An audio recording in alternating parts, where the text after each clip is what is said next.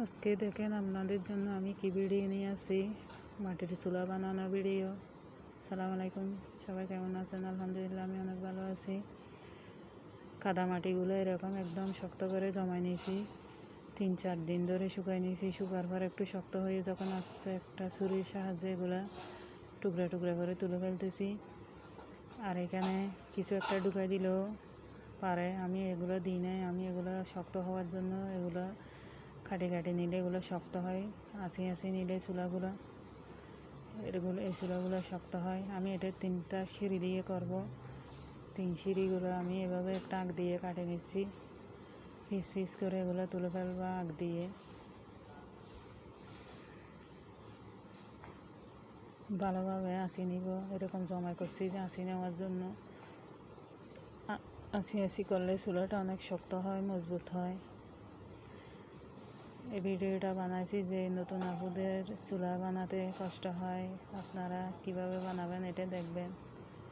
ভিডিওটা ভালো লাগলে শেয়ার করে দেবেন, কমেন্টস করবেন।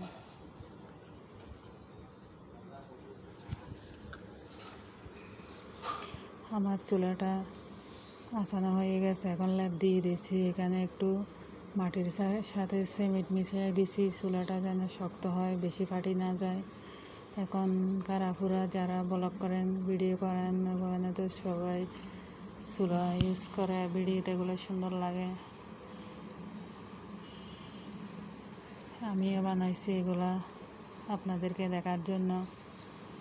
আমার চুলাটা কেমন হয়েছে অবশ্যই কমেন্টসে জানাবেন। আমার তো অনেক সুন্দর লাগতেছে, আমি যতক্ষণ দেখতেছি।